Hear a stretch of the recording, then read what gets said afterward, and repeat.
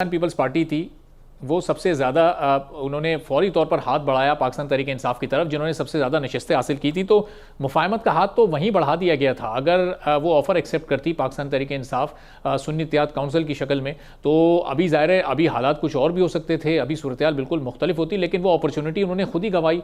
और अब ज़ाहिर है कि अब अपोजिशन में बैठ कर और अब ये 5 साल तक इनको फिर ये अपोजिशन ही करनी पड़ेगी। ये क्या सूरत हाल आगे बनती नज़र आएगी? देखें, ये जो मतलब जो सुन्नी काउंसिल के साथ या पीटीआई के साथ मफाहमत का मतलब गर्दन पे छुरी रख के मफाहमत की जो डिमांड होती है वो भी एक हो सकती है, माजी में होती भी रही है, अभी भी होती है। लेकिन मैं तो ये समझता हूँ कि अगर मफाहमत का जो फार्मूला था वो तो मैंने सबसे पहले सब आप जानते हैं मैंने ही पेश किया था कि आप नेशनल यूनिटी गवर्नमेंट बनाएं। लगारी जरदारी साहब ने सबसे उस चीज को अल्फाज में बयान भी किया था कि भाई हमें एक नेशनल यूनिटी गवर्नमेंट की जरूरत है। अगर नेशनल यूनिटी गवर्नमेंट को किसी फार्मूले के तहत पहले से इनकॉर्पोरेट किया जाता तो इसके रास्ते बन सकते थे। अब यह है कि इन टर्म्स के ऊपर के आपको स्पेशल सीट्स भी नहीं मिलेंगी, इन टर्म्स के ऊपर के आपको अंडर प्रेशर भी रखा जाएगा, इन टर्म्स के ऊपर के आपकी पार्टी का इंतखाबी निशान भी आपको नहीं मिलेगा, इन टर्म्स के ऊपर के आपको कुछ भी नहीं मिलेगा। सिर्फ वो मिलेगा जो हम देंगे और आप हमारे साथ मुफाहमत कर लें। मुफाहमत फिर भी हो सकती है, मुझे कोई इतराज नहीं अगर वो कर लें, लेकिन क्या यही मुफाहमत का तरीका है या नहीं है, ये एक देखने वाली बात। अभी आप देखें सेनेट के इलेक्शन हो रहे हैं, सेनेट के इलेक्शन में अब कितना बड़ा डायलेमा बना हुआ है पॉलिटिक्स। नून वालों के पास बंदे, नून का देखें कितना बड़ा डायलेमा है कि पीएमएलएन की जो लीडरशिप है मियां नवाज शरीफ साहब, उनको जनाब प्राइम मिनिस्टर हाउस के बजाय जो है आटो के थैलों पे सिर्फ फोटो की शक्ल में उनकी फोटो लगा दी गई है। एट द सेम टाइम उनके जितने साथी थे उनको जिताया नहीं गया। वो तो मतलब उनका गिला भी यही है, जावेद साहब हो या बाकी सारे हो, वो कहते हैं जी कि हमें जीतने नहीं दिया गया। एट द सेम टाइम जो है अब ऐसी सूरत हाल के अंदर जो सेनेट के इलेक्शन आ रहे हैं उसके अंदर वो कह रहे हैं कि जी हमारी सारी सीटों की बंदरबांट कर दी गई है, बाहर के लोगों को दी जा रही हैं। दूसरी तरफ पीटीआई वाले या जो ये सुन्नी काउंसिल वाले ये हैं वो कहते हैं जी कि हमारे लीडर से मिलने की पाबंदी लगा के हमें इस चीज को रिस्ट्रेंट किया जा रहा है कि हम लीडरशिप की इंस्ट्रक्शन के अंदर जो है सेनेट की सीट्स को आइडेंटिफाई कर सके।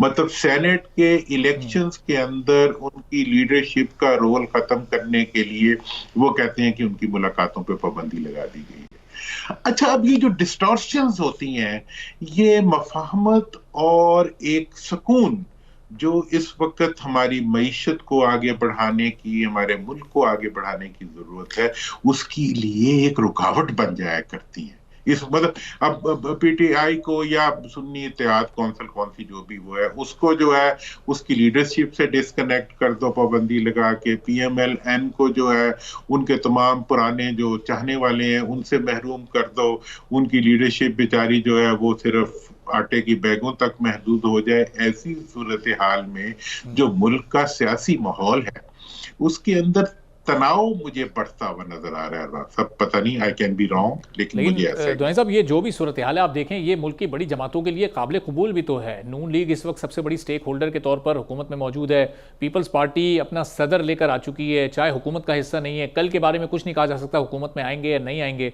तो ये इस माहौल को एक्सेप्ट भी इन लोगों ने कर लिया ना। मौलाना साहब भी ये तनकीद कर रहे हैं कि कल भी इनका ये मैंडेट था, कल ये धांधली के इल्जाम लगाते थे, आज भी वही मैंडेट है, लेकिन आज चूंकि हुकूमत में इसलिए हर चीज़ एक्सेप्टेड है।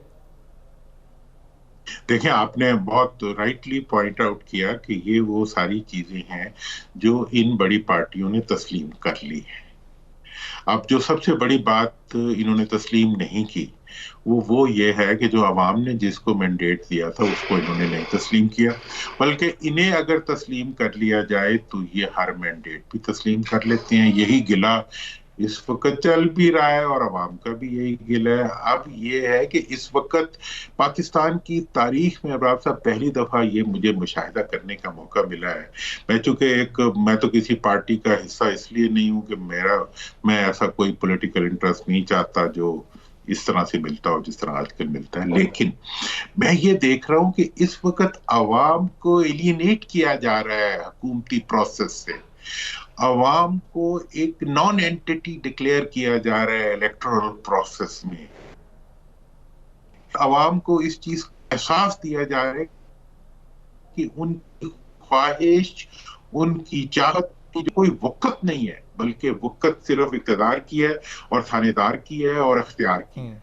अब अगर ये चीज को आप बहुत ज्यादा आगे तक लेके जाते हैं तो मतलब बड़ी इसके लिए हिम्मत की जरूरत है। अगर मौजूदा हुकूमत में वो हिम्मत मौजूद हो और वो इतनी ज्यादा इफेक्टिवली कंट्रोल कर ले पब्लिक सेंटिमेंट को तो बड़ी बात होगी, लेकिन मुल्क की मईशत और मुल्क की जो जरूरत है वो इस वक्त ये है कि हम इकट्ठे होके एक जगह यकजान होके हम अपने मुल्क की तरक्की, खुशहाली और मुल्क की मईशत की बहाली के लिए काम करें।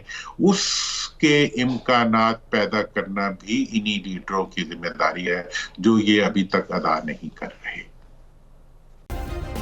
सब्सक्राइब करें और बेल दबाएं ताकि कोई खबर रह न जाए।